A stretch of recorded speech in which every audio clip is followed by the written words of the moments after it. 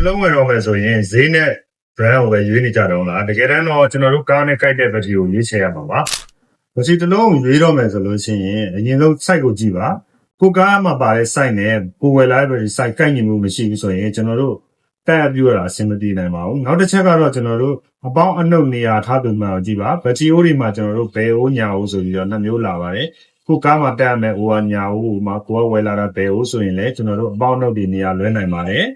ဒီအခါကျရင်ကျွန်တော်တို့ Ampere ကိုလည်းကြည့်ရပါမယ် Ampere ဆိုတာကတော့ကျွန်တော်တို့အားကိုတူလောင်ပေးထားနိုင်တဲ့ပမာဏကိုပြောတာပါ Ampere များလေအားတူလောင်မှုပုံများလေဖြစ်ပါတယ်ဒါပေမဲ့ကိုက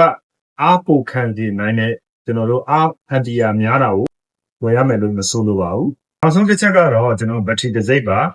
ကိုသုံးမဲ့တစ်စိမ့်နဲ့ကိုကားနဲ့ကိုက်ညီမှုရှိမရှိဆိုတာကိုကျွန်တော်တို့ကစစ်ဆေးပြီးတော့မှဝယ်ယူရမှာဖြစ်ပါတယ်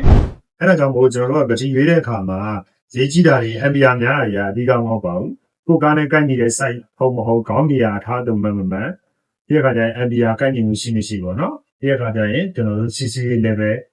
ကိုက်ညီမှုရှိမရှိကိုကားနဲ့တင်တော်တဲ့ဘက်ထရီအမျိုးအစားတိုက်မှန်တွေကိုဒါစစ်ဆေးပြီးတော့ဝယ်ယူရမှာဖြစ်ပါတယ်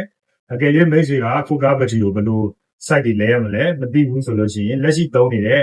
ဘက်ထရီအမျိုးအစားပုံရဲ့ကားအမျိုးအစားရဲ့ကိုကျွန်တော်ကိုပြောပြီးတော့မှမေးမြန်းလို့ရပါတယ်